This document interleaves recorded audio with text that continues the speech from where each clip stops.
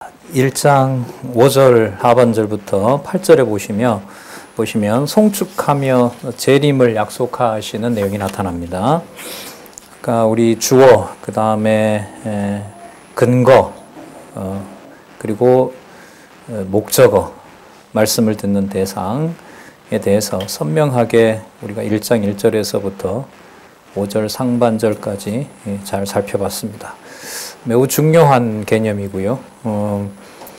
이하에 나타나고 또 마지막까지 여호와 계시의 관점에서 요한계시록을 이해할 때 중요한 정보들이 나타나 있습니다. 여러분, 그 다음에는요, 1장 1절에서부터 상반절까지가 영원하신 하나님, 성삼위 하나님으로부터 은혜와 평강으로 끝나면서 이러한 하나님의 은혜가 백성들에게 관련된 내용들이 1장 5절 하반절로부터 8절까지 나타납니다. 자, 1장 5절 하반절부터 보시면은요, 1장 5절 하반절, 우리를 사랑하사, 아까 은혜와 평강이 있어요. 자, 우리를 사랑하사 그의 피로, 자, 그의 피라면은 누구를 얘기를 할까요? 예수 그리스도를 얘기를 하겠죠. 예수 그리스도의 피로 우리 죄에서 우리를 해방하시고, 자, 요한계시록에는요, 죄의 권세가 나타납니다. 666 우리 살펴봤죠. 하늘에서 내어 쫓긴 짐승, 옛뱀 곱 사단이요 마귀부터 시작해서 세상의 많은 왕들까지, 그리고 큰 성에 다 모여 있는 모든 악의 세력들, 그들이 아무리 강하다 하더라도, 또 이 지상의 하나님의 교회를 진멸한다고 하더라도 그 죄의 권세에서 우리를 어떻게 하셨다? 해방하셨다는 거죠. 해방케 하셨다는 거예요. 그러면 이 말 속에 이미 어떤 의미가 들어있냐면, 앞으로 어떤 내용이, 어떤 심각한 내용이 나오더라도 반드시 교회는 어떻게 한다? 승리한다는 말이에요. 승리하게 하신다는 말씀이 이 속에 들어있습니다. 6절, 그 아버지 하나님을 위하여, 이 호칭이 이제 나와요. 하나님 아버지라고 나오고요. 그러면 이제 자녀가 된단 말이죠. 무엇으로 말미암아? 죄에서 우리를 해방했으니까. 그러니까 하나님의 자녀는 죄로부터 자유롭고 해방된 자녀라고 할 수가 있습니다. 물론 교회이죠. 그래서 교회에 주어진 절대 자유, 우리 저자이신 원로의 사인에 보면 진리 자유라는 말씀 되게 좋아하시는데, 그 자유의 개념은 그야말로 절대 자유입니다. 이 땅에서 진리의 말씀으로 깨닫게 되는 이 절대 자유. 내가 다 표현할 수 없고 내가 다 형언할 수 없지만 바로 그리스도께서 2000년 전에 확증해 주신 바로 해방, 그 아버지 하나님을 위하여. 자, 왜 그렇게 해방시켰냐면, 아버지 하나님을 위하여, 하나님의 아버지의 이름을 위하여, 이러면 더 선명하겠죠. 여호와의 이름을 위하여. 시편 23편에 나오죠. 내가 내 이름을 위하여 초장으로 인도한다고 하잖아요. 그 여호와 이름을 위하여 우리를, 이게 나옵니다. 하나님 아버지께서 우리를 뭐와 뭐로 삼았어요? 와, 이게 감당이 안 돼요. 이 나라는 어느 나라일까요? 영원한 나라, 하나님 나라, 하늘나라. 예수님이 마태복음에는 주로 천국이라고 나오죠. 하늘나라라고 나오고요. 누가복음에는 주로 어떤 개념이 나오죠? 하나님 나라라고 나와요. 하나님 나라는 사역하고 관련이 되고요. 하늘나라는 바로 이 땅에 메시아로 오신 그리스도를 통해서 계시하시는 다는 의미에서 이제 천국으로 계시돼요. 그것도 한번 연구해 볼 만해요.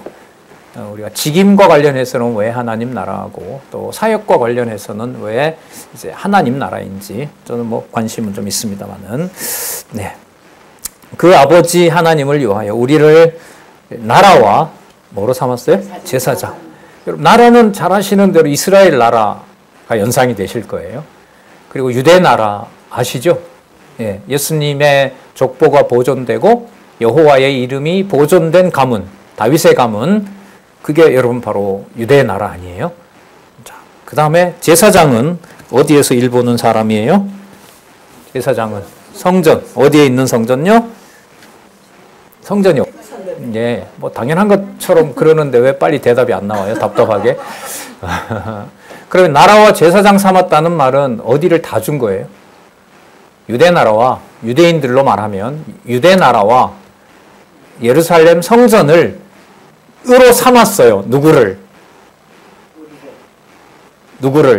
우리를 죄에서 어떻게 해방시켜서 누가? 아버지 하나님이. 그러면 하나님 아버지가 우리를 나라와 제사장 삼으신 것이 말씀을 읽고 지키고 읽고 또 듣고 지키는 자들에게 약속하신 바로 내용이 이거라고 할 수가 있습니다. 나라와 제사장으로 삼았다. 베드로전서 2장 9절 잘 아시죠? 너희는 택하신 족속이요 왕같은 제사장이요 거룩한 나라요 하나님의 백성이요. 엄청난 얘기들이 이제 여기에서 쏟아지는 겁니다. 예, 나라와 제사장 삼은 사건들, 섭리를 통한 언약, 자손 땅 통치 언약에 전부 포함되는 얘기입니다. 예루살렘의 성전을 솔로몬 당시에 짓잖아요. 예, 그게 그럼 통치 언약 성취 섭리 안에 있잖아요. 그럼 통치 언약 성취 섭리와 성전을 완공하는 것하고 뗄 수가 없어요. 그러니까 우리를 나라로 삼았다고 하는 거, 이게 참 감당이 안 됩니다. 표현으로 다르게 말하면 아까 읽었던 요한복음 계시록 17장 14절 요 절 말씀에 보면 우리도 그리스도와 함께 어린 양과 함께 보좌에 앉아서 뭐 한다? 왕노릇 한다고 그랬죠. 이 연결되잖아요. 왕노릇을 하려면 어린 양이 아버지께 만족스러운 것처럼 우리도 어린 양처럼 보인다고 되는 건 아니에요. 우리를 어린 양과 같은 자로 만들어주시고 그런 자로 하나님께서 받아주셔야 돼요. 그렇다면 나라와 제사장으로 삼는다고 하는 것은 어린 양과 같이 만들어서 그 보좌에 앉아서 너도 한번 같이 통치하자라고 하는 거예요. 그런데 누구 마음에 들어야 된다고요? 하나님 아버지 마음에 들어야 돼요. 그걸 우리가 못해요. 그걸 우리의 죄를 없애주셔야 돼요. 그래서 조금 전에 죄에서 우리를 뭐 했다? 해방했다는 거예요. 죄에서 해방했다는 얘기 구약에도 나올까요? 안 나올까요? 조금 나올까요? 많이 나와요. 많이 나와요. 역사서에도 나오고요. 시가서에도 나오고요. 욥도 결국 전능성 깨닫게 할 때 뭘 깨닫게 해요? 죄인임을 깨닫게 합니다. 죄인임을 깨닫게 해요. 하나님, 제가 알 수 없는 말을 했습니다. 할 수 없는 말 하기는요, 다 아는 말 했는데 친구들하고 9번 논쟁하면서 거기 말 중에 욥이 틀린 말 한 적 있어요? 한 번도 없습니다. 단지 한 건 뭐였냐 하면 차라리 날 죽이지 뭘 이렇게 하나님한테 손해가 된다고 절 이렇게 괴롭히니까 차라리 죽여주세요. 어머니 아버지가 만났던 날이 캄캄한 밤이었으면 좋겠어요. 이걸 전능자 하나님에 대한 대적으로 하나님이 몰아치는 겁니다. 너 이거 알아? 너 할 수 있어? 짐승들이 왜 저러는 줄 알아? 막 40여 가지가 되는 질문을 막 감당도 할 수 없. 그 친구들에게 대답했던 욥으로 보면은요, 대답 다 할 수 있어요. 하나님, 제가 다 알죠. 왜 짐승의 비밀을 모르겠어요. 제가 다 이웃들에게 얘기하고 얼마나 완벽한 자였어요? 욥이 거리에 나타나면 전부 다 입을 막아버려요. 입을 막아. 요즘 아이돌 지나가면 여학생들, 남자도 그러던데, 남자도 너무 좋아 이렇게 감아버리잖아요. 저도 아이돌 우리나라 애들이 저렇게 이쁜 줄 진짜 몰랐어요. 성형 수술을 안 했는데도 저렇게 한국 사람들이 이쁠까? 늙어가는 저도 막 이렇게 되는데, 근데 이게 이유가 아니에요. 여기 나타나면 모든 천지에 그 지역에 있는 모든 사람들이 다 손으로 입을 가려요. 욥았다 이렇게. 그리고 그렇게 변증을 잘해요. 그래, 단 한마디, 하나님 왜 이러십니까? 어머니 아버지가 만나서 신혼밤을 꾸미지 말았어야 되는데, 이 말은 그 말 속에 하나님에게 한 거하고 대적하는 일이 되는 겁니다. 그 왜라는 순간을 던지는 게, 우리 성경신학 저자는 왜를 던져야 이 여호와를 깨닫는다고 하지만, 왜가 하나님이 잡아주시면 하나님을 더 알고 싶은 왜가 되는데요. 반항할 때도 뭘 써요? 왜 이러는데? 왜? 이건 이제 여러분 대적할 때도 왜를 써요. 그래서 왜라는 질문의 성격도 내가 선택할 수 있는 게 아니에요. 하나님의 말씀을 또 깨닫고 싶은 건지 따지려고 왜 그러는지를 하고 그거는 성격이 본질적으로 다르다고 할 수 있습니다. 그러한 욥 경우에도 해방시켜줘야 하나님께서 하나님이 원하는 나라의 통치자가 될 수도 있고요. 제사장이 될 수도 있는 거예요. 그래서 여기에 보면 나라와 제사장으로 삼으셨다는 거. 예. 자, 그렇다면 그걸 누가 해주셨느냐? 그리스도가 그렇게 하셨어요. 그래서 그에게라는 말은 여기 예수 그리스도입니다. 그에게 영광과 능력이 세세토록 있기를 원하노라. 예, 계시록 이제 5장에 가면 이 어린 양에게 이 찬송을 돌립니다. 예. 자, 그러면서 7절과 8절에 예수 재림에 대한 결국과 하나님의 성품에 대해서 알려주는데요. 자, 지금부터는 지금까지 소개했던 여러 개념들을 바탕으로 개념 중심으로 소개를 해 가도록 그렇게 하겠습니다. 자, 8절에 보시면은 오신다고 하고요. 자, 여기 주 하나님 드디어 이제 여호와가 나옵니다. 요한계시록에 처음 등장하는 이제까지 설명했던 영존하시는 하나님의 개념, 그리고 우리를 나라와 제사장으로 삼게 해주신 바로 아직은 안 나왔죠. 어린 양이. 자, 이제 5장부터 나올 바로 그 주 예수 그리스도, 예수 그리스도에 대한 바로 이 표현들이 이제는 이제 모아져요. 요한계시록의 목적은 다 나온다 그랬죠. 엘로힘인 전능자, 그 다음에 고유한 이름인 여호와, 그리고 주에 대한 표현 아도나이, 그 다음에 예수 그리스도. 그 아도나이라고 하는 주는 예수님 앞에도 붙여요. 그러니까 아도나이라는 히브리어를 쓰게 되면 누구도 들어가고 누구도 들어가요. 여호와 하나님도 되고요. 예수 그리스도도 되는 바로 그 개념이 바로 아도나이에 들어가 있어요. 그래서 히브리인들이 이렇게 그 가스펠 이런 노래 부르는 유튜브 보면은 거기에 여호와 이름도 많이 나오는데요. 더 많이 나오는 게 아도나이예요. 그러니까 아도나이라고 부르면 누가 연결이 되니까? 여호와와 구약의 주어체가 되시는 여호와와 누가? 예수 그리스도스가 연결이 되거든요. 그러니까 아도나이 이랬을 때 그 감정이 다 이렇게 그 속에 들어가게 돼요. 드디어 나왔어요. 이제 여호와 하나님이 가라사대. 여호와 이름 처음 어디에 나오죠? 구약에? 창세기 1장에 나오나요? 안 나오죠? 2장 4절부터 나옵니다. 여호와 하나님의 천지를 창조하신 대략이 이러하니라 라고 하면서 에덴 동산에서 바로 언약하신 약속을 어떻게 성취해 주셨는지 아담에게 해주신 그 내용들이 나타납니다. 자, 그래서 여호와 하나님이 가라사대 나는 알파와 오메가라. 자, 알파 오메가라는 말은 처음과 나중이죠. 이제도 있고 자, 우리는 과거예요. 전에도 있었고, 자, 우리는 이걸 말하는 사도 요한도 과거가 됐고요. 그 다음에 장차 올 자요.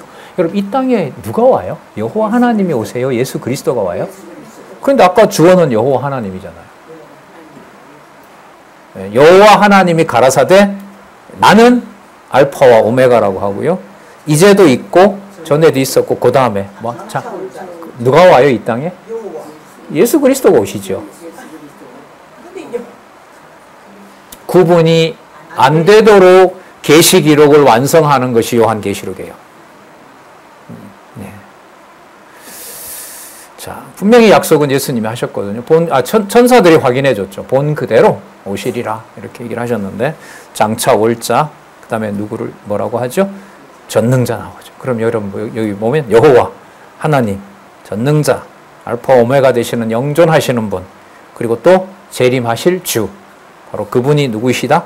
여호와 하나님이시다. 그러면 이 말 속에는 조금 전 5절에서 우리를 죄에서 해방시키고 우리를 아버지 하나님을 위하여 나라와 제사장으로 삼아주신 누구?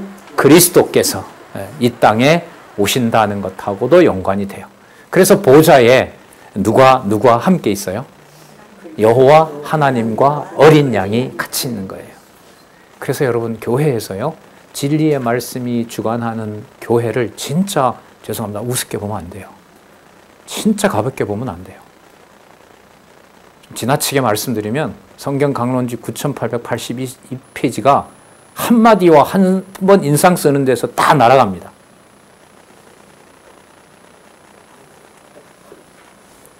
그 다음부터 하는 말은 다 변명이에요. 자, 아까 여러분 7 금촉대 사이를 다니는 분, 이제 그 소개가 나오죠. 바로 이분이 이 여호와 하나님, 장차 오실리, 영존하시는 분, 우리를 죄에서 해방하고 나라와 제사장으로 삼고 영광과 능력이 있는 바로 그 주 예수 그리스도의 모든 목적이 그분이 어디에 거하시느냐? 7 촛대 사이를 다니세요. 그 7 촛대가 뭐라고요? 하나님의 성령이라고 그랬고요. 지상에 보낸 7의 사자라고 얘기를 해요. 그래서 말씀을 인도하는 자의 중요성과 교회 승리는 직결됩니다. 사람이 물론 아니에요. 어느 특정한 사람은 아니지만 말씀을 요한으로부터 받아서 그 말씀을 안내하는 자를 하나님이 바로 세우느냐 세우지 않느냐에 따라서 아시아 7교회가 책망의 대상이 되느냐 칭찬의 대상이 되느냐예요. 그 속에 보면 아주 믿은 지 얼마 되지 않지만 온전히 믿음을 지킨 자도 나오고요. 오랫동안 공부했는데 이게 뜨거운 건지 차가운지 모르는 자도 있고요. 한쪽에는 순교자가 있는데 한쪽에는 니골라 당이 있어요. 이 세배를 받아들이는 곳이 혼전하는 곳이 바로 이 교회예요. 교회입니다. 자, 여호와 하나님 등장한다는 거 확인하시고요. 자, 그 다음에 여러분 보시면은 기록한 말씀에 대한 내용이 나와요. 자, 10절 볼게요. 9절 요한을 소개하는데 지금까지 여러분 나타난 말씀을 연결을 해야 돼요. 자, 아까 예수 그리스도가 우리 죄를 위하여 우리를 죄에서 뭐 했다 그랬어요? 해방시켰다 그랬어요. 그래서 그분이 뭘 받아요? 영광과 존귀를 받는 게 당연하다는 말씀이 나왔죠? 영광과 능력이 있어요. 왜? 그분이 우리를 죄에서 해방시켜서 뭐와 뭐로 삼았으니까? 나라와 제사장으로 삼았기 때문에. 그러면 이제 사도 요한도 마찬가지예요. 사도 요한이 증거하는 내용은 누구를 증거하겠어요? 예수 그리스도의 계시를 증거해요. 그리고 그 일은 누가 원하시는 일이에요? 아버지 하나님이 원하시는 일이에요. 그걸 금촛대를 주관하는 분이 있어요. 7 영이에요. 성령이세요. 그러면 성부, 성자, 성령 영존하시는 하나님께서 아시아 7 교회를 통해서 계시하시는 내용이 하나님의 말씀과 직결된 거예요. 그래서 그 보낸 편지를 그대로 따라가면서 읽도록 해주는 것이 얼마나 큰 일인가를 여기서 우리가 확인할 수가 있어요. 그래서 9절 중간에 보면 자, 첨서부터 봐도 돼요. 요한, 예수의 뭐라 그래요? 환난과 그 다음 나와요. 또 나와요. 여호와의 환난과 무엇과? 나라. 환난이 어린 양과 관련해 지으면 돼요. 아까 우리를 어디에서? 죄에서 자유케 하셨다 했잖아요. 그리스도가 뭐가 되셨습니까? 대속물이 되셨기 때문에. 그러니까 여기서 예수의 환난에 속했다는 말은 그리스도처럼 다른 사람들에게 예수님을 증거하기 위해서 뭐가 되는 거죠? 제물이 되는, 희생되는 것과 관련되죠. 그 다음에 결과, 나라. 자, 나라에 관한 통치 내용은 그 다음에 여러분 참음이 나오죠. 참는다라는 말은 누구의 뜻을 견디는 거예요? 하나님이 정한 뜻을 견디는 거예요. 뭐가 될 때까지? 어린 양이 될 때까지. 어린 양의 신세가 될 때까지 기다리도록 하는 것이 바로 인내라고 보시면 돼요. 성령의 열매에도 당연히 들어가 있고요. 그 인내라는 말은 교회에서 무엇이 살아있고 하나님의 말씀이 살아있고 내 기준으로 어떤 성취를 하려는 것이 아니라 하나님의 능력이 어떻게 되는지를 전하면서 내 기준대로가 아니라 하나님이 해가시는 일을 견디는 거죠. 이게 바로 인내인 거예요. 그 세상에서 내 고집을 성취하기 위해서 기다리는 어떤 이런 꾹꾹 눌러놓고 참는 것하고는 인내가 다른 거죠. 예. 자, 동참하는 자라 어떻게 동참했나 볼까요? 하나님의 말씀과 예수를 증거하는 일에 하나님의 말씀도 로고스고요. 바로 예수 그리스도하고 연관이 되는 거죠. 왜냐하면 요한계시록 처음 시작할 때 누구에 대한 계시라? 예수 그리스도의 계시라. 이렇게 나오니까요. 그걸 하나님이 보내준 거니까, 하나님이 보내주신 거니까. 자, 하나님의 말씀과 예수의 증거를 인하여 반모라는 섬에 갇혀 있었다고 얘기를 하고요. 핍박받고 있는 거고요. 자, 10절, 주의 날에, 보통 이제 부활하신 그리스도의 날. 그러니까 이건 말씀을 언제 들었느냐라는 사실을 증명하는 개념이라고 보시면 됩니다. 내가 뭐에 감동돼요? 이제 다 나왔어요. 성령에 감동돼요. 그러면 지금부터 보여주는 것이 사람의 말이 아니다라는 거죠. 그래서 이걸 더하거나 빼면 안 되는 거예요. 왜요? 성령에 감동해서 기록한 거기 때문에. 내 뒤에 나는 나팔 소리와 같은 큰 음성을 들으니 가로되 너 보는 것을 책에 쓰라. 너 본 것을 책에 쓰라. 아까 어디에 감동됐다고요? 디모데후서 3장 16절 모든 성경은 하나님의 감동으로 기록된 것으로. 자, 그래서 22장 가서 연결을 하면 건들면 안 돼요.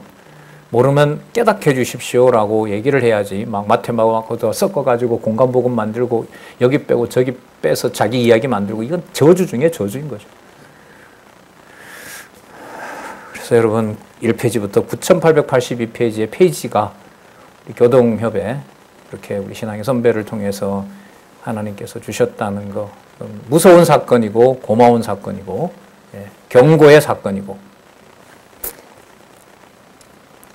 자, 에베소, 서머나, 버가모, 두아디라, 사대, 빌라델피아, 라오디게아 7 교회에 보내라. 자, 그래서 교회 지표는 성령 감동으로 기록된 하나님 말씀뿐이다. 천사한테도 무릎 꿇으면 안 된다. 그러니까 지표는 다른 게 없어요.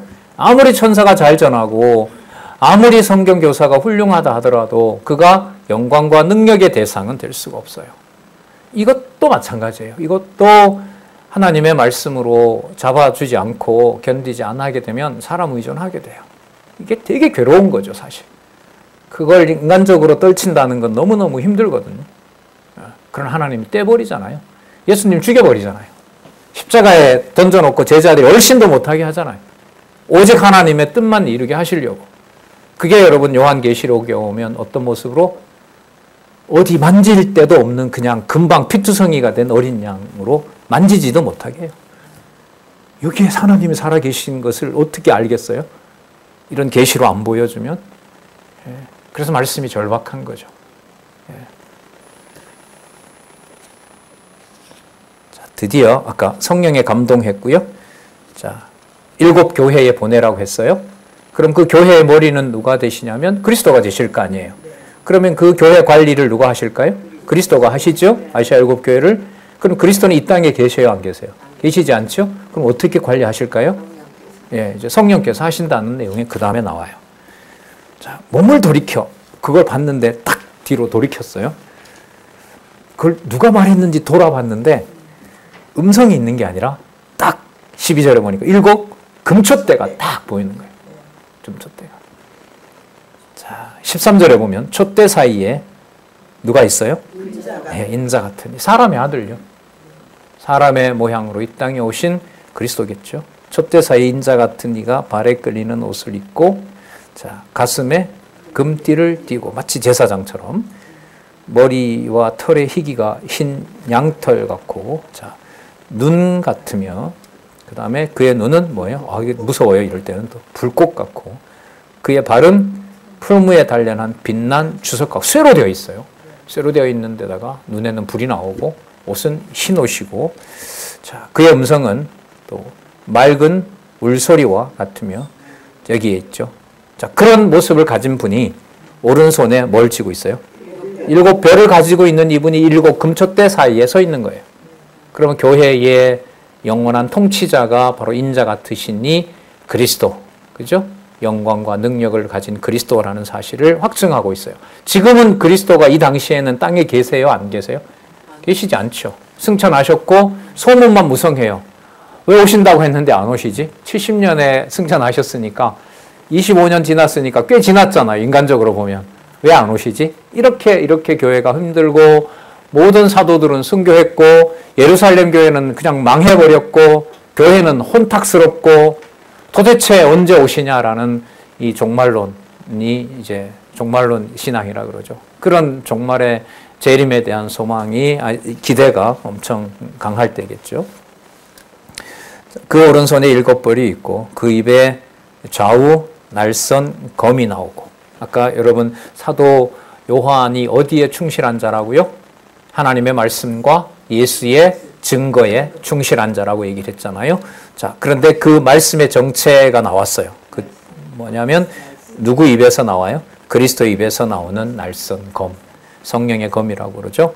그 얼굴은 해가 힘있게 비치는 것 같더라. 그러니까 아까 어떤 모습이라고 했냐면 인자 같은 이기 때문에 인자가 아니라 인자 같은 모습인데 이제 형언할 수 없는 모습으로 7 금초대 사이에 거기서 계신 거예요. 그 7 금초대를 뭐 하는 거냐면 관리하고 계시는 거죠. 그리고 손에는 뭘 들었어요? 7개 별을 들고 계신 거죠. 그래서 나중에 이제 계시록 마칠 때 가면 이스라엘의 별, 광명한 새벽별이라 이렇게 이제 성취하는 내용이 나옵니다. 이 부분이 나중에 이루어지는 거예요. 그러면 여러분 교회의 주관자는 바로 누구냐 하면 예수 그리스도죠. 베드로에게 키 준 게 아닙니다. 베드로에게 키 준 게 아니라 베드로에게 허락한 것은 너가 예수를 그리스도로 믿는 그 믿음이 내가 주면은 이 땅에서 그 말씀이 전해질 것이고 또 듣지 않는 자에게는 그걸 내가 닫아 버리도록 너를 종으로 쓴다 이 말인 거지. 사도 베드로가 모든 걸 주관한다 이런 말씀이 아닙니다. 그 다음에 17절에서부터 20절에 보면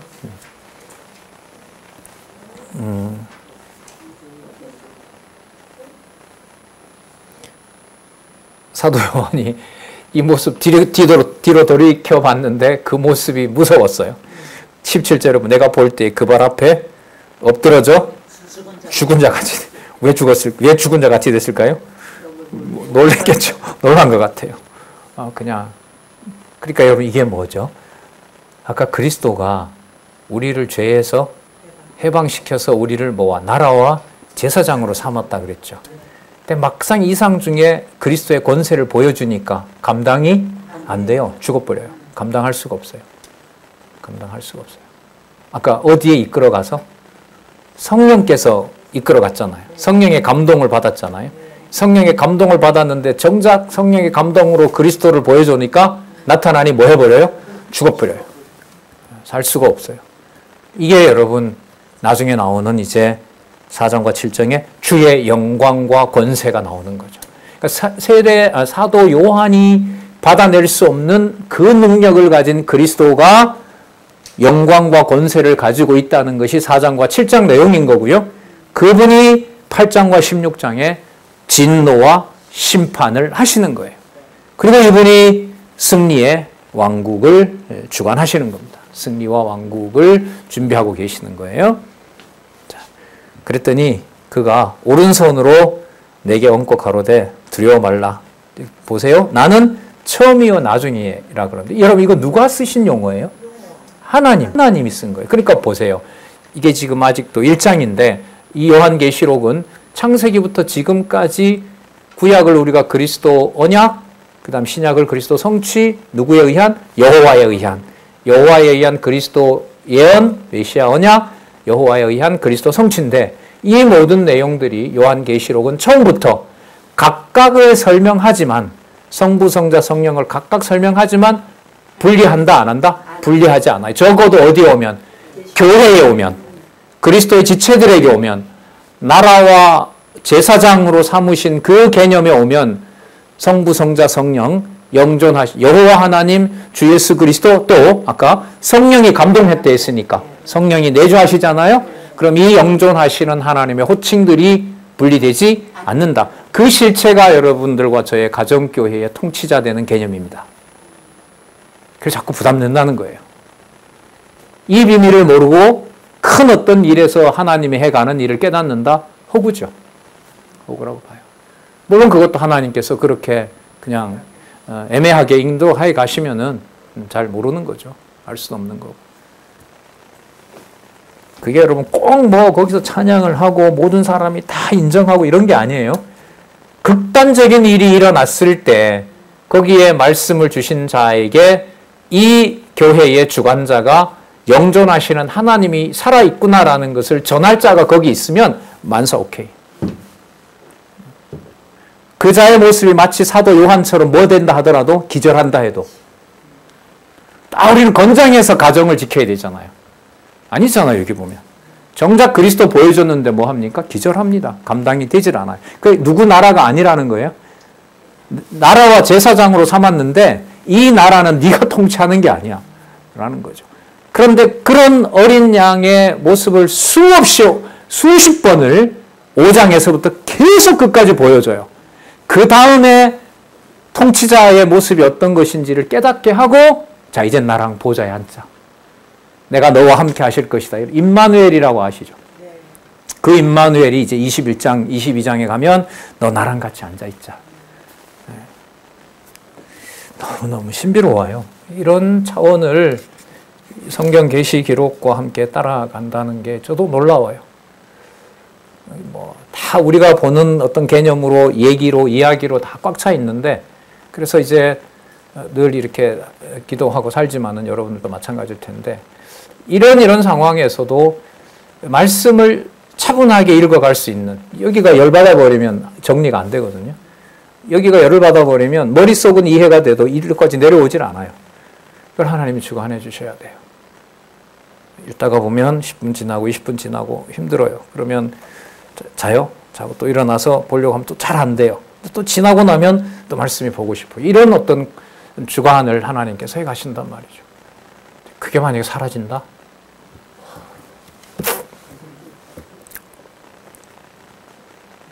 화요일은 사라져도 돼요. 화요일 강좌는 사라져도 전 된다고 봐요. 왜요? 각자 다 공부하시면 이 자리에 나오실 필요가 없고 계신 곳에서 강론들을 다 하실 수 있다면 좋은 일이죠. 아멘? 네, 장로님 감사합니다. 네. 화요 강좌의 목적은 화요 강좌가 이곳에서만 일어나는 것이 사라지는 겁니다. 화요 강좌는 곳곳에서,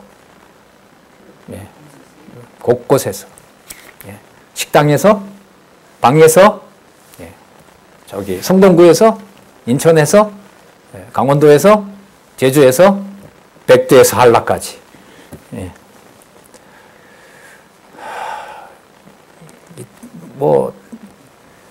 자, 18절 보세요. 곧 산자라.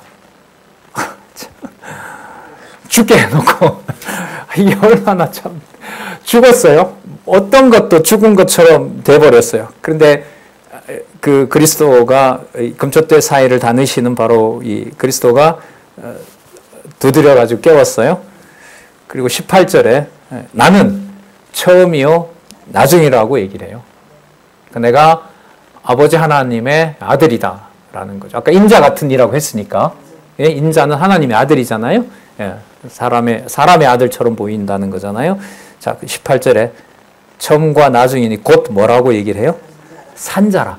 잘 보세요. 왜 죽였는지, 죽은 것처럼 왜 만들었는지 지금 여기가 나와요. 여기에. 곧 산자라. 내가 전에 뭐 했다? 죽었노라. 그래서 내가 너 죽인 거다 하는 거예요. 그리고 누구 능력으로 살려요? 그리스도가 스스로 살아나셨어요? 자기가 마음 먹고? 아니죠? 아버지 하나님의 정하신 뜻대로. 자, 내가 전에 죽었노라. 볼지어다 이제 세세토록 살아있어. 영존하시는 여호와의 호칭을 예수 그리스도 자신이 씁니다. 어디에서요? 지금 어디 계세요, 이분이? 이분이 어디 계세요, 지금? 어디 하나님 우편에 계세요. 뒤로 돌아봤잖아요. 뒤로 돌아봤는데 어디 있어요, 이분이? 이게 여러분 문법적 해석이 얼마나 중요한지 아시겠죠? 제가 설명 좀 한 몇 분 했는데 바로 그냥 성경 본문 뛰어넘어 이렇게 하면 안 돼요. 그러니까 이게 안내하는 사람이 이것도 사실 조심해야 돼요. 빨리 본문으로 돌아와서 본문에서 연결해 가는 것이 그런 의미에서 중요해요. 아까 인구 금초대 사이에요, 아직까지. 근데 돌아봤는데 거기서 그냥 이런 분이 보였어요. 근데 거기서 이제 죽은 것처럼 됐어요. 그런데 이분이 와서 깨웠어요. 그리고 설명을 합니다. 처음부터 나중이고 알파와 오메가고 그 다음에 내가 살아있는 자다. 근데 그 전에 내가 죽었다. 이건 여러분 그리스도가 죽으신 사건하고 관계되겠죠. 볼지어다. 그런데 이제는 내가 영원히 살아있다. 살아있다. 왜냐하면 사망과 음부의 열쇠를 내가 가지고 있다. 베드로에게 준 게 아니라 사망과 음부의 권세를 가지고 있다. 그러면 그리스도가 나타났을 때 사도 요한을 왜 죽은 것처럼 만들었을까요? 여기 있잖아. 답이 나오잖아요. 무슨 권세 알려주기 위해서? 사망과 생명과 음부의 권세를 내가 가지고 있다는 걸 몸소 체험하기 위해서 나타난 그리스도 앞에서 뭐가 되어요? 죽여버리는 거죠. 그 육의 몸으로 가진 어떤 성정과 어떤 이 생각하는 이성 기능으로는 주 예수 그리스도 앞에 나타나면 다 죽어버려요. 심판자 앞에서 다 심판을 받게 되는 거예요. 자, 그러면서 19절에 가면 이제 요한계시록 자, 여기서 이제 한번 죽는 경험을 했어요. 그래서 사망과 음부의 권세를 7 금쪽대 사이에서 이분이 그렇게 하시는구나라는 것을 경험을 했어요. 어떻게 보면 나라의 통치자를 경험한 거죠. 근데 이분이 이제 5장에 가면 바로 그 같은 장소에서 이분의 모습이 어린 양으로 바뀝니다. 그러니까 요한계시록에서 이게 이 생각의 전환이 힘든 부분 중에 어느 게 있냐면 이렇게 보여주다가 4장 7계시가 끝나고요. 사도 요한을 다시 성령께서 이끌어서 하늘 이상을 보여주는데 하늘에 있는 권세들을 보여준 다음에 하늘 권세를 보여준 다음에 도대체 이걸 이끌어가기에 합당한 자가 누구지? 라고 탁 했는데 5장에 가니까 어린 양이 나타나요. 그러니까 이 어린 양과 지금 사도 요한이 보고 쓰러지게 만든 자가 뭐예요? 같은 자예요. 같은 예수 그리스도거든요. 그러니까 이 이미지 전환이 이게 쉽지가 않아요. 예. 그런데 어린 양을 아까 우리 5절에서도 봤잖아요. 만왕의 만주의 주. 아까 뒤로 돌아봤을 때 세례 요한이 죽은 것처럼 만들었던 그 모습을 만왕의 왕 만주의 주라고 하면 더 어울리죠. 아니요. 이게 아니에요.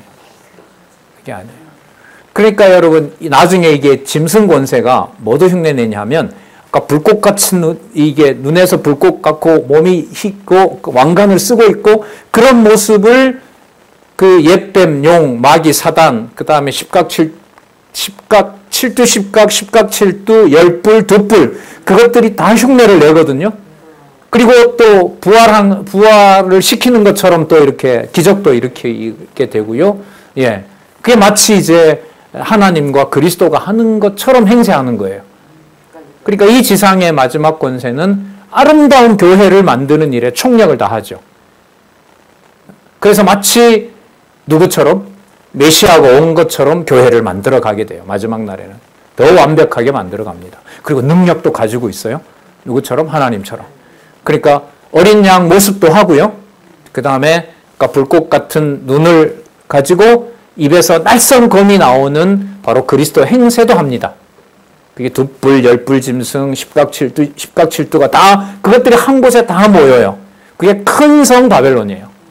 그걸 하나님이 나중에 아까 우리 뭐와 뭐를 가지고 계셨다고 했어요? 사망과 음부의 권세를 가지고 있어요. 여러분 이 내용으로 조금 했지만은 이 내용을 바탕으로 유다서라든지 예를 들면 고린도 전후서라든지 바울이 보냈던 서신서를 연결을 시켜야 돼요. 왜 연결을 시켜야 되느냐? 사도 바울이 교회에 편지를 보내면서 자기가 사망과 음부의 권세를 가졌다고 취하게 되면 거기에 자기가 이렇게 빠지게 되면 자기가 교회의 뭐가 돼요? 주인이 되는 거죠. 그런데 사도 요한의 서신서에 보면 사도 요한이 마치 자기 의지를 담아서 교회들에게 훈계하는 것처럼 보이는 게 많아요, 적어요? 다지요, 다. 내가 고린도 교회에 편지하노니, 내가 이러한 로마 교회에 편지하노니, 전부 표면적으로 보면 주어가 누구예요? 사도 바울이에요. 사도 바울이에요.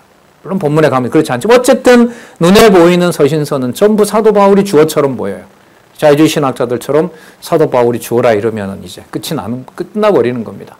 근데 요한계시록이 들어오게 되면 이상 중에 그리스도의 모습 앞에서 보고 그냥 기절해버리는, 그래서 사망과 음부의 권세를 가진 그리스도를 사도 바울도 깨닫게 하고 잡아줘야 자기의 의지를 담아서 편지를 쓰더라도 자기가 고린도 교회를, 자기가 에베소 교회를 주관하는 자가 되지 않게 되는 거예요.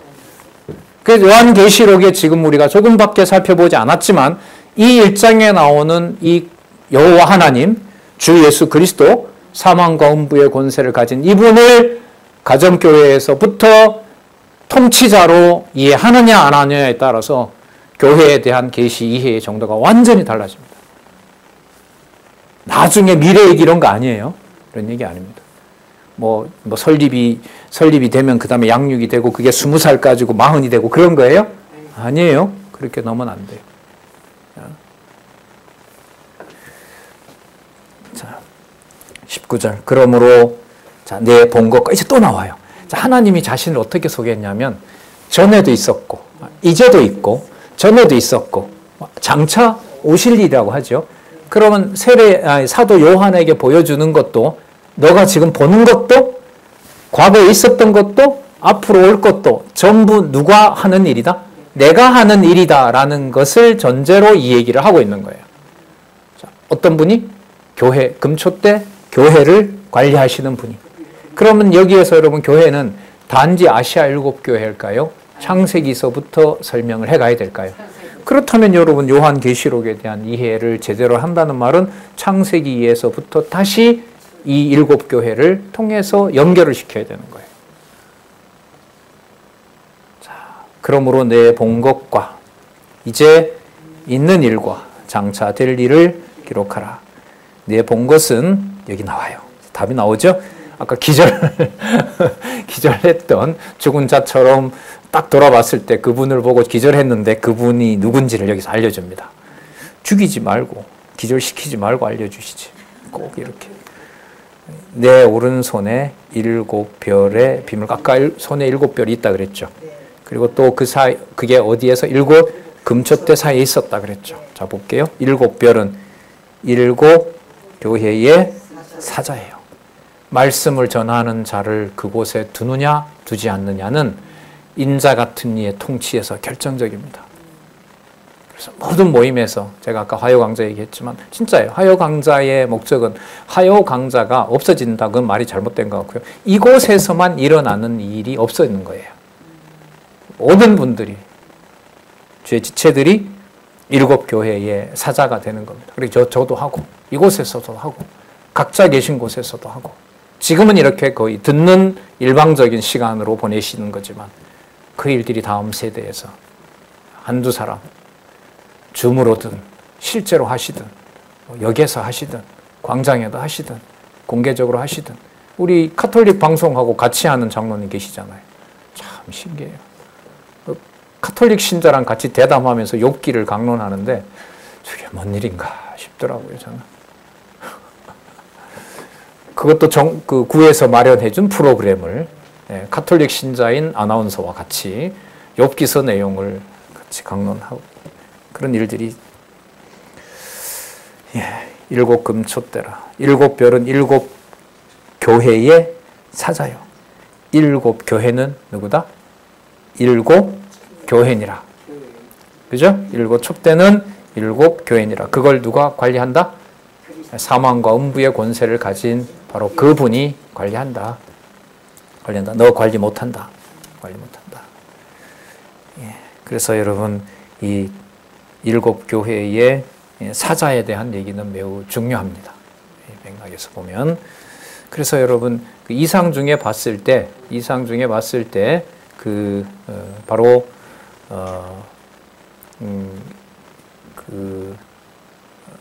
보여주는 그 내용들을 보면은 24 장로들 나타나죠. 좀 있으면 나오는데 24 장로들이 있죠. 그리고 거기에 또 내생물들도 있죠. 천군 천사들이 여호와의 이름을 거기서 거룩하다 거룩하다라고 찬송을 하고 있잖아요. 자, 그러면 그 24 장로들, 나중에 가면 12사도들도 나오고요. 자, 그 모든 경우로 봤을 때 하나님의 말씀을 인도해가는 사자들, 여기에 이제 사자는 바로 말씀을 안내하는 자들, 바로 그 자들이라고 할 수가 있습니다. 자, 그래서예요. 그래서 2장에서부터 3장까지 자, 7 교회의 계시 내용이 나타납니다. 그러면 이제까지 보여준 사도 요한이 보여주는 내용에 대해서 자신이 뭔가를 관리하고 그걸 자신이 어떻게 뭐 요리하고 이런 게 돼야 안 돼요? 안 돼요. 죽여버렸잖아요. 건들지 마. 누구 교회니까? 내 교회니까. 그리고 내가 보존할 거다. 그러나 너를 뭐로 이미 삼았다? 그리스도가 죄에서 해방시켜서 나라와 제사장으로 삼았다. 이거 여러분 22장까지 어떻게 보면 다 포함해버렸어요. 그럼 이렇게 되는, 도대체 나라와 제사장이 뭐지? 베드로후서 2장 9절에도 택하신 족속이요 왕 같은 제사장이요 하나님의 나라요 그의 백성으로 삼았다는 말씀도 나왔고 지금 초기에도 나왔는데 뭐가 될까? 이거 22장 가야 이게 답이 나와요. 이 개념이. 그래서 여러분 요한계시록 연구자들에게 요한계시록의 가장 큰 특징은 반복된다. 반복되고 연결된다. 그런데 이제 잘못 이해하는 부분이 뭐냐면 새롭게 무언가를 어느 특정한 데다 맞춰버리면 해석의 폭이 좁아지고 거기서 무너져요. 666이 교황이다. 이렇게 맞춰버리면 나머지 부분들은 뭐가 돼요? 들어줄 수가 없어요. 그래서 이 요한계시록 해석에 있어서 특정 누군가를 역사적으로 콕 집어버리면 그걸 해석이 거기서 꽉 막혀버려요. 그럼 다른 사람은 넣으면 다른 사람은 그 부분들이 해석이 될까요? 되지 않는 거예요. 그래서 이걸 제가 봤을 때는 성경 강론집, 이 성경 신학 강론 저자가 이 요한계시록을 주석하면서 가장 신경 쓴 거예요. 종교개혁 시대의 그 개혁자들은 적그리스도를 교황으로 구체적으로 지목했어요. 그럼 교황이 그때만 있을까요? 가정교회도 있는데. 저는 가끔 교황, 자주 교황 노릇을 하거든요. 예. 자, 에베소 교회에 대한 계시. 자, 조금 전에 우리 살펴봤던 걸 가지고 어떻게 연결되냐 보세요. 자, 2장 1절. 에베소 교회의 사자에게 편지하기를 자, 소개합니다. 자, 누가 주체가 되시냐 보세요. 7별을 붙잡고 아까 보여줬죠? 7별 뭐라 그랬어요? 7별을 사자. 자, 7별은 7교회의 사자예요. 그러니까 누구를 붙들고 있어요? 사자들을 붙들고 있어요. 붙들지 않으면 뭐가 돼요? 붙들어주지 않으면 말씀을 보내도 소용이 없어요. 그죠? 꼭 지켜줘야 돼요. 붙들고 있어야 돼요. 우리를 붙잡아 주십시오 이 말은 7별의 사자를 하나님이 붙잡아 주셔야 돼요. 붙잡지 않으면 아까 한편에서는 붙잡은 순교자가 나오고요. 한편에서는 니골라당이 나오고 이세벨이 나오게 되는 거예요. 그럼 이게 여러분 교회 승리는 다 그냥 붙잡아주면 좋은데 교회는 그렇지가 않아요. 붙잡을 자를 붙잡아 주세요. 그럼 여기에 주인공은 누굴까요? 붙잡고 계시는 분에게 가야 되는데 우리가 속한 교회가 평안하기를 원하죠. 우리가 뭔가 우리에게 좋은 게 일어나기를 원하죠. 7별을 붙잡고 자, 또 붙잡고 계실 뿐만 아니라 7 금쪽대 사이에 다니시는 이가 가라사대. 이게 7교회까지 전체 주어가 바로 이분이 되신다고 보면 돼요. 자, 내 행위와 수고와 인내 쭉 얘기를 하고요. 자, 2장 2절 중간에 보면 자칭 사도로 하되 아닌 자들을 시험하여 그 거짓된 것을 내가 드러낸 것과 내가 참고 내 이름을 위하여. 자, 내 이름 누구예요? 주 예수 그리스도 그리고 여호와 하나님. 자, 이를 위하여 견디고 게으르지 아니한 것을 내가 잘 알고 있다. 왜요? 7별을 붙잡아 주셨으니까. 붙잡아 주셨고 그 일을 한 거 너도 알다시피 나도 잘 알고 있다. 그걸 내가 한 거니까 그리스도가 하신 일이기 때문에. 자, 여기서 이제 여러분 중요한 게 뭐냐 하면 자칭 사도라고 하는데 아닌 자를 구분해내요. 이게 붙잡아 주는 것에 아주 중요한 증거가 돼요. 자칭 사도라고 하니까 뭐처럼 보여요? 네, 사도처럼 보이죠. 말씀 전하는 차로 보여요. 저처럼 이렇게 아주 성경신학을 열심히 공부하는 것처럼 보여요. 그런데 처음 사랑이 없어요. 지식욕에 꽉 차 있고 자기 이득을 취하려고 하고 그래 버려버리면 뭐 사망과 음부의 권세 아래 그냥 던져버리는 거죠. 참고 내 이름을 위하여 견디고 게으르지 아니한 것을 내가 잘 알고 있다. 근데 책망할 것이 있다고 그래요. 뭘 버렸다 그래요?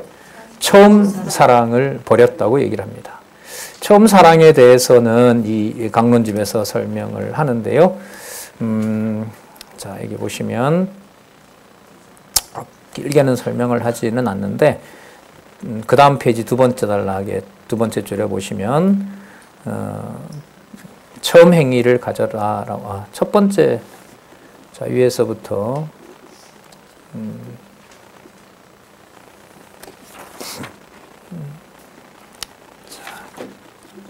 다음 페이지에 보면 처음 사랑은 제일 밑에 줄입니다. 9585페이지 2절과 3절에서 언급한 행위와 수고와 인내를 비롯한 사랑의 행위들을 말한다. 그래서 에베소 교회를 보살피는 자가 사자죠. 처음 사랑을 버렸다는 것은 앞서 언급한 행위를 저버렸다는 것이다. 여러분 이게 얼마나 이해하기가 힘드냐 하면은요. 아까 말씀에 대한 능력은 얼마나 출중해요? 거짓 선지자를 구분할 정도로 출중해요. 사도들이 뭘 가르쳤고 무엇을 걸러내야 되는지 정확하게 알아요. 그런데 그 사자가 뭐가 없어요? 성도에 대한 사랑과 인내가 없어요. 예를 자주 들죠. 자기 몸을 불사름에 내어줘도 사랑이 하나님의 사랑이 없으면 아무것도 아니게 돼요. 그리고 이때 처음 사랑에 대한 회복은 아시아 교회 7교회의 이 사자에게 너보고 하라는 걸까요? 아니에요. 그리스도의 계시인 거예요. 반대로 말하면 예루살렘 교회도 끝이 났고 다 끝장이 난 것 같은데 끝장이 났다고 하지 마라. 내가 죽었지만 살아났다는 거잖아요. 예루살렘에 있던 성도들이 예루살렘이 멸망하니까 어디로 흩어졌어요? 만방으로 흩어진 거예요. 만방으로 흩어지면서 예루살렘의 그 복음이 세계 곳곳으로 그 복음이 전해지도록 하나님이 하신 거란 말이에요. 그걸 여러분 단지 예루살렘이 망했다라고 해야 되나요? 하나님의 교회가 설립하도록 다른 곳에서 설립하도록 교회를 하나님께서 확산시켰다고 해야 될까요?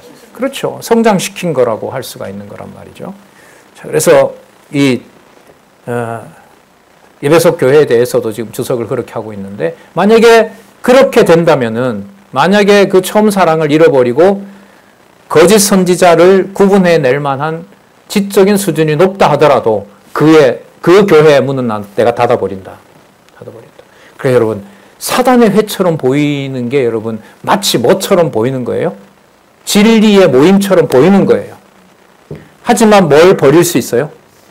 첫사랑, 그 본래 사랑, 원래 간직하고자 하는 그 사랑은 하나님께서 주시고 바로 그리스도가 죄를 위하여 우리를 해방시키시고 나라와 백성으로 삼은 바로 주 예수 그리스도의 몸된 교회에 대해서 자기가 주인 되려고 하고 자기가 주관자가 되려고 하고 그게 무관심하게 되고 오직 말씀을 가진 그 권세만 자기가 특출하다라는 것만 가지고 내세우게 되면 바로 그 교회는 말씀이 통치하는 곳이 안 되고 될 수가 없고 내가 심판해 버리겠다고 하는 것이 바로 에베소 교회의 상황이라고 보시면 됩니다.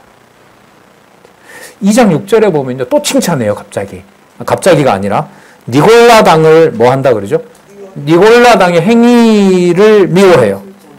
오직 내게 이것이 있으니 니골라 당의 행위. 니골라 당은요. 여러분 니골라는 그 구약의 번역어인데요. 구약의 여러분 발람 아시죠? 그 민수기서에 나오는 발락왕이 발람왕을 꼬셔서 이스라엘 백성을 저주하게 하잖아요. 근데 하나님이 다 막아놓잖아요. 그 니골라의 그 헬라어가 바로 발람의 그 헬라어가 여러분 뭐냐면 니골라입니다.